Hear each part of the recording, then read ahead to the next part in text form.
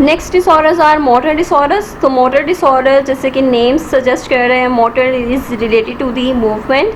So in simple terms में अगर हम इसको देखें तो कोई भी इंडिविजुअल जिसको बॉडी मूवमेंट्स में डिफ़िकल्टीज आ रही हैं, चैलेंजिंग सिचुएशंस हैं उनके लिए कि वो उस तरह से मसल्स को कंट्रोल कर सकें, या फिर कोई फिज़िकल टास्क है उसको परफॉर्म कर सकें, लाइक वॉकिंग है, राइटिंग है, या फिर चीज़ों को होल्ड करना है, तो इन चीज़ों में उनको बहुत सी मुश्किलात आ रही होती हैं, बहुत डिफ़िकल्टीज़ आ रही होती हैं। सो उनकी जो मूवमेंट है वो उनकी डेली लाइफ को भी अफेक्ट कर रही होती है, जो बाकी की एक्टिविटीज़ हैं उनको भी अफेक्ट कर रही होती है। तो मोटर डिसऑर्डर्स जो हैं उसके बहुत से कॉजेज़ हो सकते हैं, लेकिन ये आपके बॉडी पार्ट्स जो हैं उसको अफेक्ट कर रही होती है, और ये इसको जो है वो इवैल्यूएशन इसकी ज़रूरी है, इसकी प्रॉपर इवैल्यूएशन और ट्रीटमेंट जो है वो ज़रूरी है, जो कि इसमें आपकी जो मोटर डिसऑर्डर्स हैं, यानी जिसको ये मोटर डिसऑर्डर होता है उसको कवर कर सकें, उसको ट्रीट कर सकें। So here some motor disorders हैं जो कि DSM-5 में क्लासीफाइड हैं, that are developmental coordination disorder,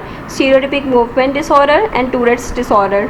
so इसमें टिक डिसऑर्डर भी है, और इसके अलावा बाकी के जो डिसऑर्डर्स हैं मोटर डिसऑर्डर्स उसको भी हम कवर करेंगे नेक्स्ट वीडियोस में, सो दैट कि आपको इन डिसऑर्डर्स का भी एक आइडिया हो जाए। If you have any confusion then you can ask in comment section. मिलते हैं नेक्स्ट वीडियो में, टिल देन टेक केयर।